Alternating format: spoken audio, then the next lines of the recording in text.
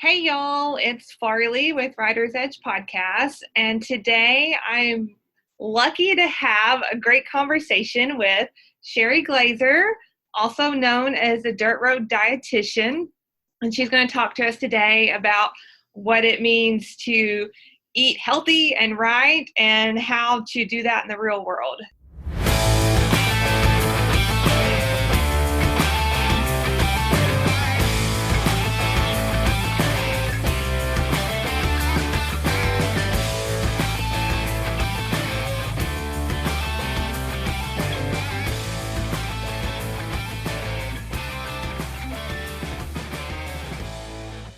So welcome, Sheri. Thank you for taking the time to talk with me today.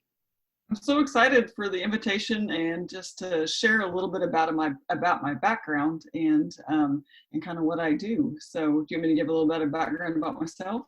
Absolutely. Tell us about yourself and where you come from and where you're going, and we'll tie all that in. All the above. So I grew up in northwest of Oklahoma City, Oklahoma. Grew up on a cattle farm and meat farm. Grew up doing all the things.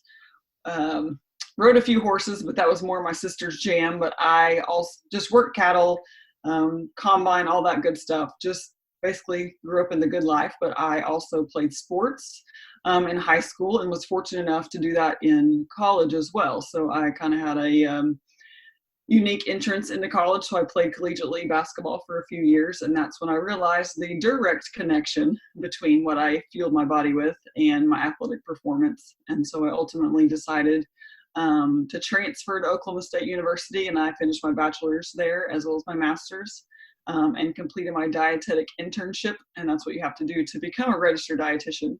And so I did that, and I actually have been working in the hospital world for just a little over 7 years. And I've recently left that world to do strictly, I do some virtual consulting through Dirt Road Dietitian and just some nutrition consulting with companies, individuals, and just things that really pique my interest. And then I'm able to tie in my love for agriculture, because through all that history I just told you, I ended up marrying a farmer as well too. And so we are fully involved, and I do some work with the Oklahoma Beef Council as well too. So I get to do a lot of agriculture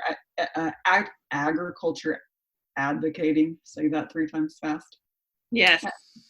And so it's just been a really, really unique way and a unique opportunity to tie the different sectors of my life together, that being ag and health and wellness, and ultimately now as a mom as well too. And so that's kind of the long and the short of it. But where I am right now is yes, Dirt Road Dietitian.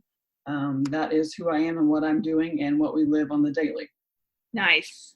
Well, and that's what I'm so excited about this conversation today, because you come from the same background of an ag background. It doesn't necessarily always have to be horses, but we've talked about before the disconnect between healthcare information and putting it real world. Particularly on the Writer's Edge platform, it's geared towards riders and equestrians, but it's the same for any of the rural America. So that's what I'm real excited about today, to kind of, let's have some real talk.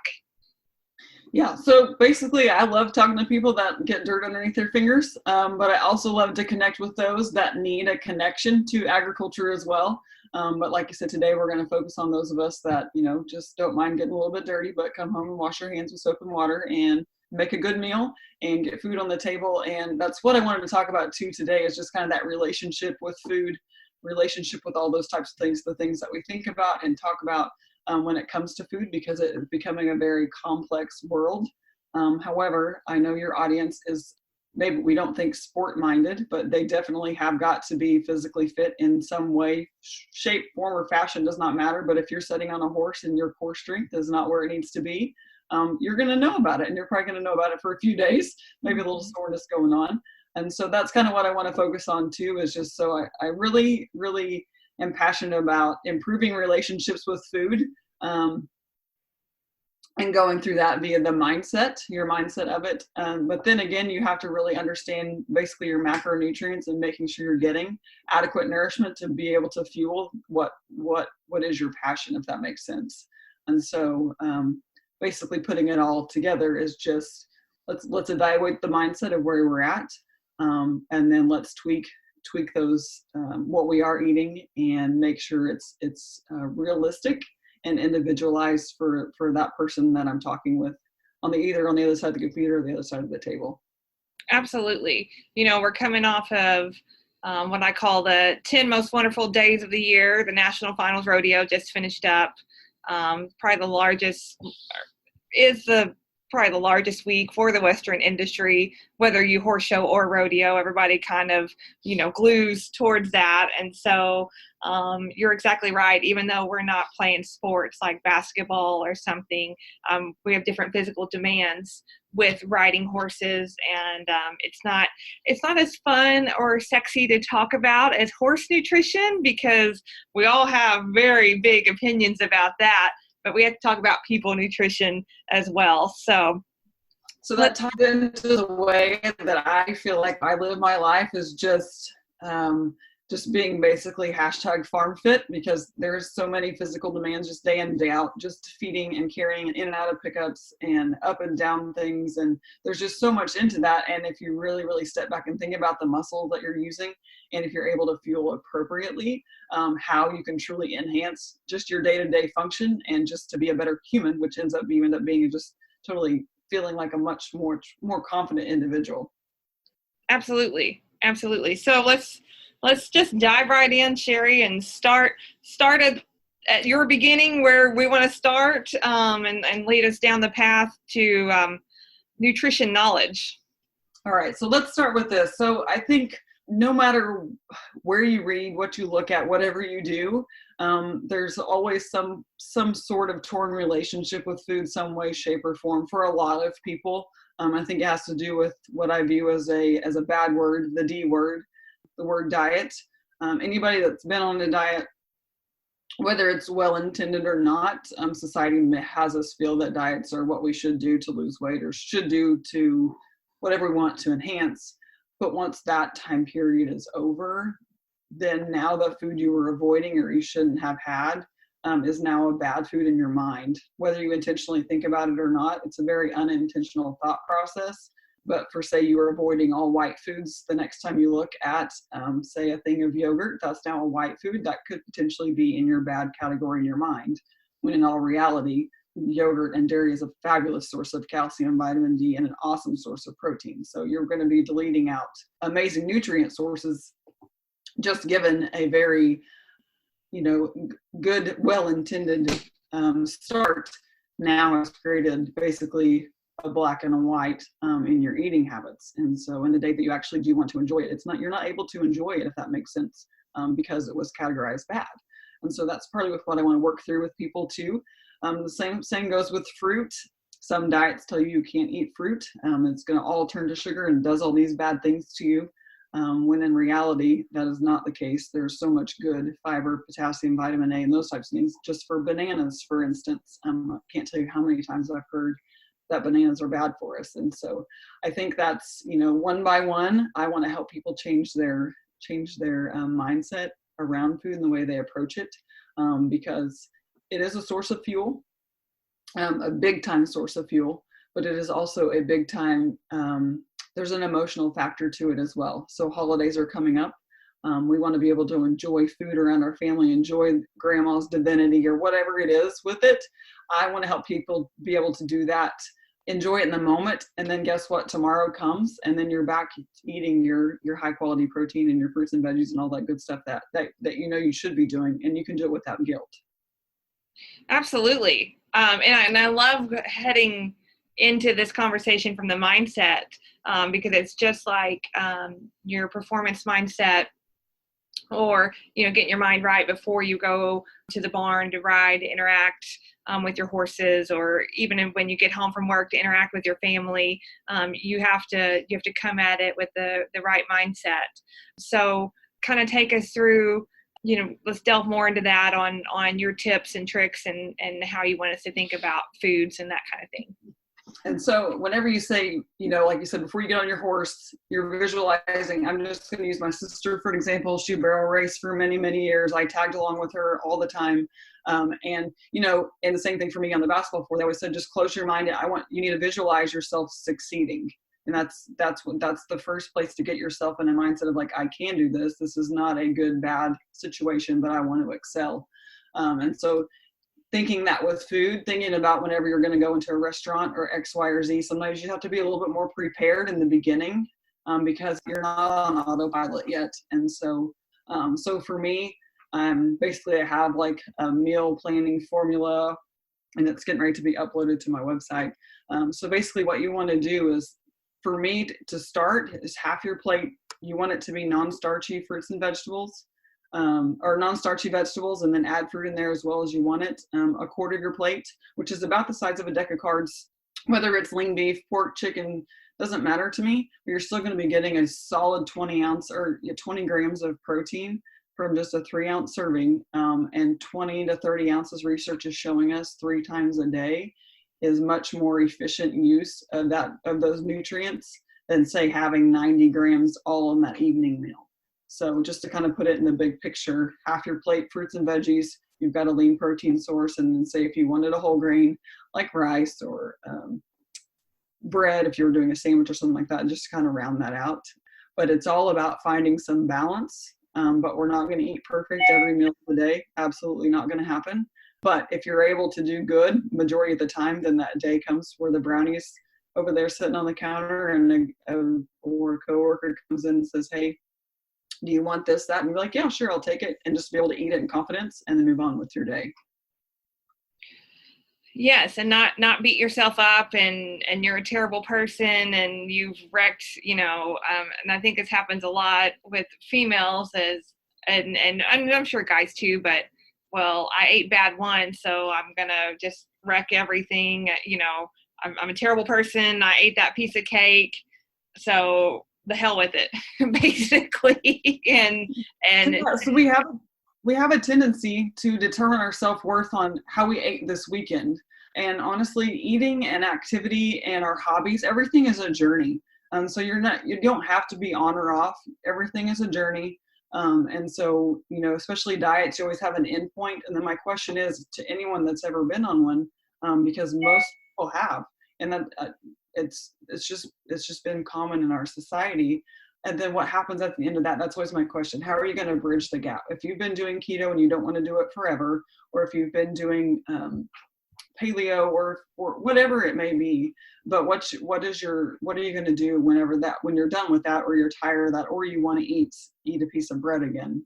Because you can eat bread again, but how are you going to bridge that gap? And so as dietitians, a lot of times that's what we help people do, is just kind of sort through those types of things and bridge that gap so they can, work to lifelong freedom from food. But I like to take that a step further, giving the physical activity background that I do have, is how can you enhance that one step further? Once you relinquish that, how can you take that one step further? And a lot of it has to do with consuming high quality protein, and then making sure you have adequate fiber, which basically comes from fruits, veggies, and whole grains. And you kind of picture all that together, but you need to have it available, right? And so you asked earlier, we need options, right? Yes. So give us some options, because I think you've painted a real good picture of the foundation and the basics. But let's move the basics into real life options. Right. So say I want to take a lunch, for example, because that's typically when most of us struggle the most. Evening meals are pretty easy to come by, but lunch is something that either needs to be portable. It's always a hit or miss of what's going to happen if you're too busy or whatever it may be. My go-to a lot is a version of bento boxes. I use Bento. Basically, it's just all of your food all in one little box, and you just close it up and take it with you. But for me, it's like, so I just, where's my fruit, where's my veggie, and do I have a protein source in there as well? So it could be just leftover steak that I had cooked, and that's going to go in one section. I had steamed some carrots the night before as well. That's going to go in another section. I'm going to throw in an apple and a banana. Most portable fruits that I have, or that's already pre-washed, that goes in there as well. And then you just close it up and it goes with you. For me, I like to focus on portable fruits and veggies. if you buy, it doesn't matter how many you buy. It does not matter how many you buy, but if you don't consume them, they did you no good, right? Yes, and I saw something when I was in my travels last week that every American throws away like 290 pounds of food a year of wasted food. So yeah, I mean, you can talk about that different angles, but you're exactly right. If you don't eat it, it doesn't you no good. Yeah. So we waste about 40% of the food that comes into our home goes in the trash, which is like a travesty. So what can we do about that? That's just a little bit planning ahead and using what you have. And so, like I said, if you buy the celery, if you buy my thing that I'm loving right now are mini cucumbers, not the big ones. For whatever reason, these mini cucumbers just taste so much better. But if they're not sliced up and ready to go, they're not used. And so when you think of things that way, you have to make it accessible for yourself. You have to make it convenient for you while being budget friendly to be able to take it with you. And so that's the thing for me. Sometimes I will also do, if I know, say, if you just generally just packed a sandwich, those boxes that I talked about, they will just be packed full of the sliced veggies and the fruits and those types of things, just to be able to take with you, knowing that I have access to those, because those are just food groups that we just don't get enough of. And it's just one way also to control our hunger a lot as well too. And so with that being said, you have a decent meal, but what happens when 3 o'clock comes around? We're hungry, right? Yeah. So here's the deal. If you are if you like to go ride in the evenings, okay, you potentially have worked all day, you want to get a few 30 minutes in before it gets dark, because it's getting dark so early. What are you going to do there? Are you going to skip, not have a planned snack and wait, and then now your supper's not going to be till 7, 8 o'clock at night when you're absolutely starving? Or can you prep a little bit in advance and do a little bit of investment? And so that's where snacks come in for me, is where you pair a protein source with a carb source. So it's just something as simple like a string cheese and some blueberries, have that all together, and maybe a few nuts to go with that as well if you need a little bit more sustaining fats. Thinking through, like, how can I pair those together and how can they be portable, if that makes sense. And so trail mix is a good one too. You got to watch portion size on it, because it gets out of hand calorie wise in a hurry if you're not paying attention to it, because it can be a super healthy thing, but it also can be a 1,500 calorie deficit in a really, really quick minute. But for the most part for me too is just keeping things with you and portable. Other things I love are the little hummus cups. So you have ranch, or if you have crackers or something like that, they're portable. A little ice chest, you have hummus cups, put that with it, or even the guacamole cups as well too. It's simple and portable. I think for anybody that's on the go, if you have a reliable cooling situation, whether it's a lunch box or something like that, you can keep cool with you all the time, and water with you too.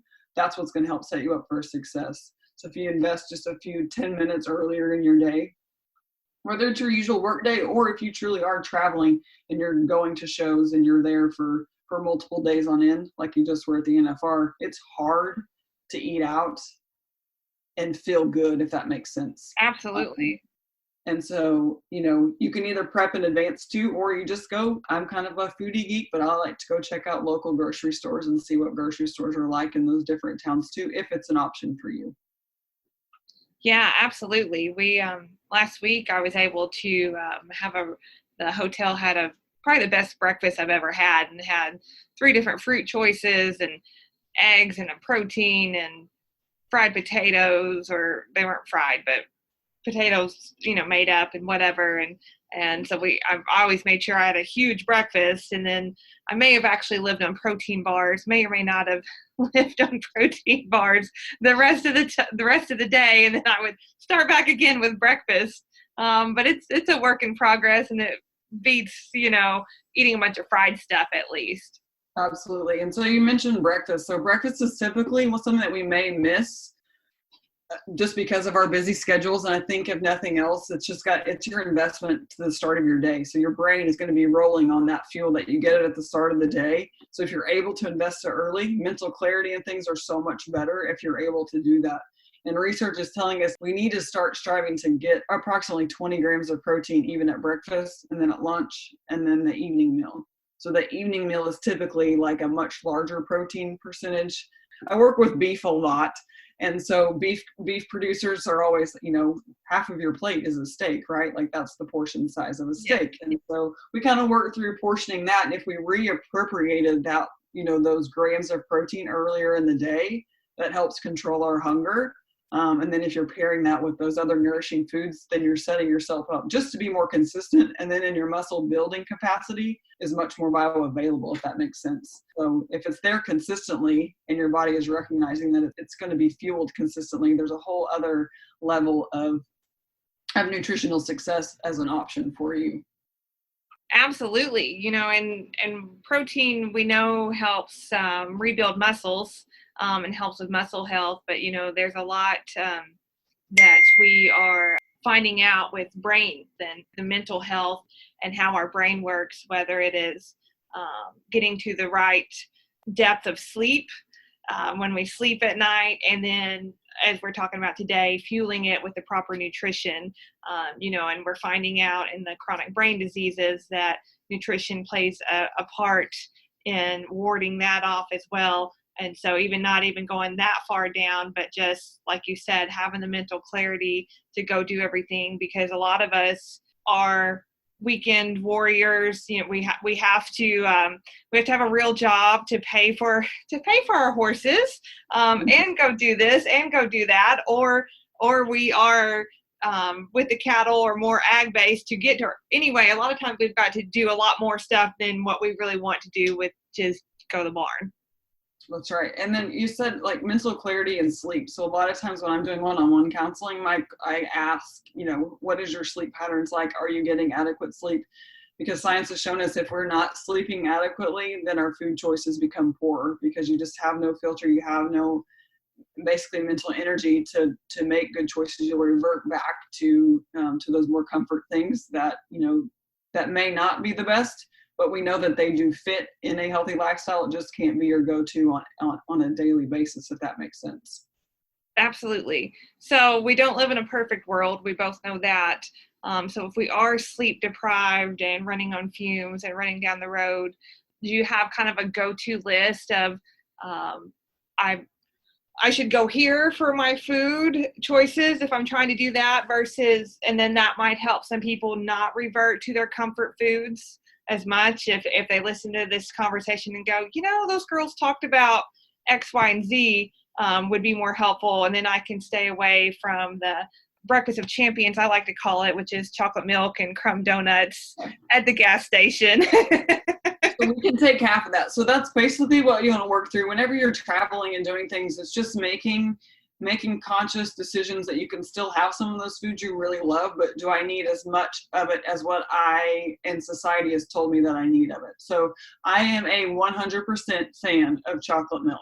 Okay. You are not going to find but any other person that's going to love it as much as I do. I use it a lot in fueling. So it's when I'm on a short notice of needing something, I need fuel fast because I can just feel everything is waning. My go-to is chocolate milk because it is a good source of carbohydrate and a great source of protein as well. So I'm getting both of it in one.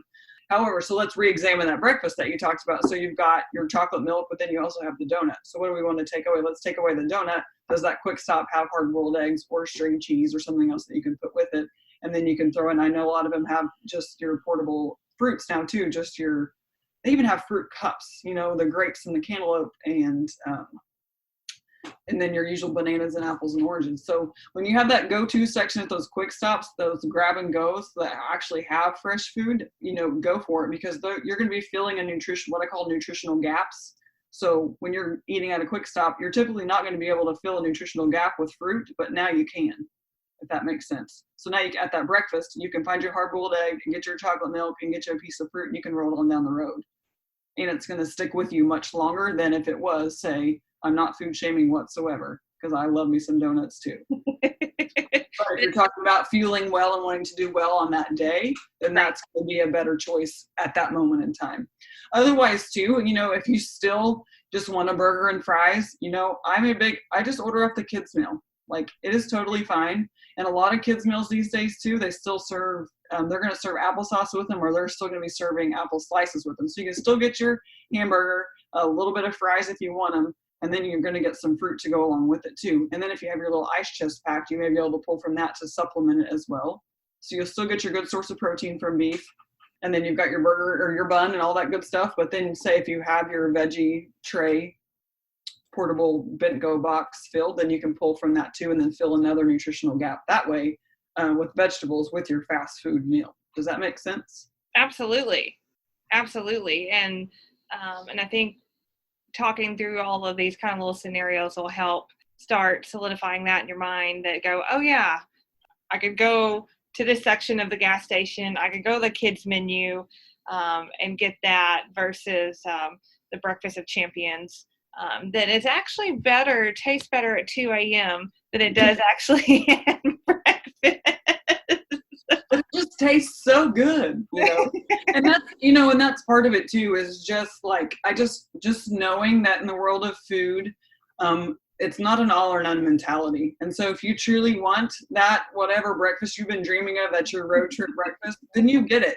But then lunchtime comes around, you're gonna be like, man, I really feel like I need something to sustain me today. And that's, challenge yourself. This is what I'm going to do now. So don't let that first thing determine your self-worth for the rest of the trip either. So I think a lot of what we eat makes us feel, and drink, that's a whole nother caveat too. But what we're eating and drinking can really put us in a really, really great place. There's a lot of, people are just doing a lot of great things in our world. And I think just to take it to the next level and understanding what you're eating and why you're eating can really, put a lot of that stress at ease as well too. Absolutely. And competition gets stiffer every day. And so any little thing that you can give yourself to get the competitive edge is super important. And even going back to talking about the self-worth, just like you said, it's kind of a lot of little sprints in a large marathon. Maybe your breakfast sprint went to the donuts, but that means we got to change our lunch sprint to more veggies, more fruit, more leaner protein. It's like I said, not all or none. And a lot of times, in the nutrition world, we have like what we call like gold standard. These are gold standards of what we need to be eating. You need to be eating this, that, or whatever. And for me, I'm like, I need to know where you're at. Then we're going to make small changes. What is actually feasible for you in this day of your life? If you have a newborn, if you're running cattle, or you just got to load in, it's a really, really busy time of year, then making drastic nutrition changes whenever you're on autopilot, it's not a great idea. But we can make small changes that may make a longer lasting effect, if that makes sense.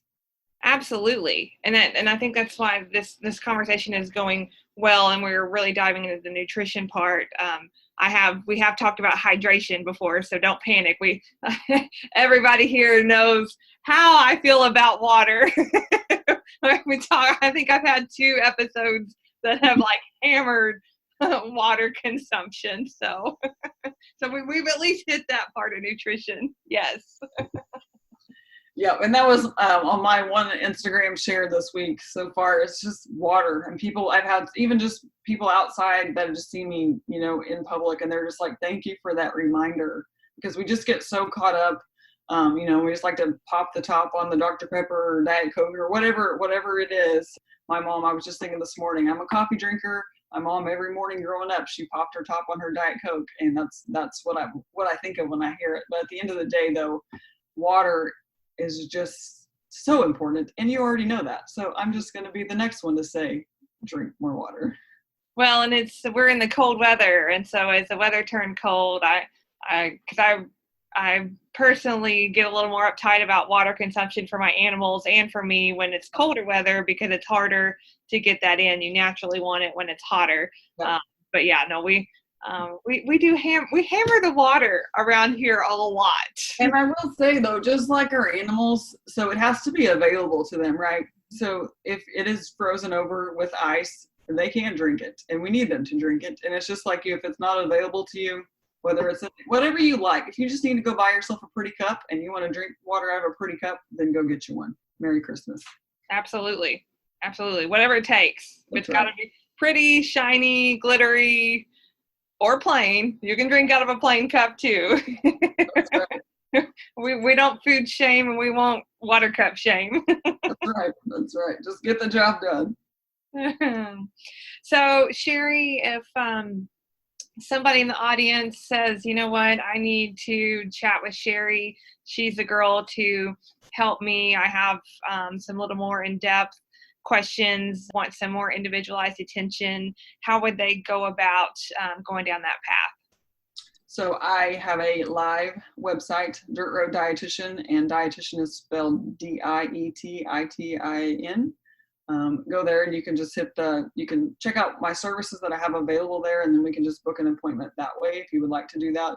Or if you just follow me on my Instagram, again, Dirt Road Dietitian, or Facebook. I try to share just kind of our day in and day out, kind of real life, what's going on our farm and decisions that we make while raising kids, while also, especially my Instagram stories, I share a lot of simple suppers, so realistic, nutritious solutions. What does a healthy plate look like? What am I feeding my family? And that it's realistic and you can do it too, because the nearest grocery store for me is over 30 miles away, so things have to be definitely prepared in advance. I don't really have a plan. I don't have an option for plan B to go somewhere, and so that's what I try to help instill in others, and that healthy eating does not have to be Pinterest worthy or Instagram worthy, that it can still be nourishing. And on my Instagram stories, that's where I try to share that at too. And so for your listeners though, if they do make an appointment with me, if they just put in the referral Writer's Edge, then we'll do 10% off. So if they want to just get started with the first visit, then I'd love it. Awesome. Love it. So Awesome.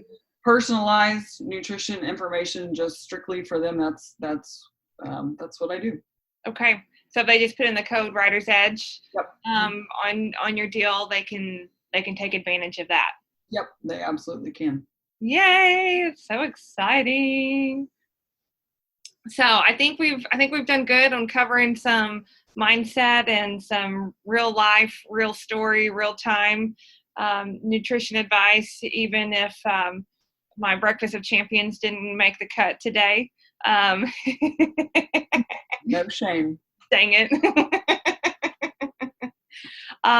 So I think we've started a good path for people and have opened up a doorway for them to get more individualized attention if they need it. And I would love to have another conversation with you down the road, and we'll keep the nutrition conversation going because it's important to the overall health and wellness of our riders, and that affects our horses as we all know here at Writer's Edge. Absolutely. I'll come back anytime. Yay! So thank you for spending time with me, Sheri. I really appreciate it. Talk to you soon. Thank you for listening to the Writer's Edge podcast today. We appreciate your time and attention.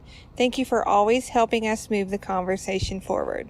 If you liked today's podcast, please help us keep the conversations going by subscribing to this podcast, and consider leaving us a review so others can find us and join in on the conversations. You can also find more information by checking us out on our social media channels, including Facebook at Writer's Edge Therapy and Wellness, Instagram at Writer's Edge Therapy, and our website, www.writersedgetherapy.com.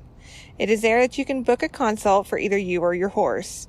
Thank you, and as always, we will see you down the road.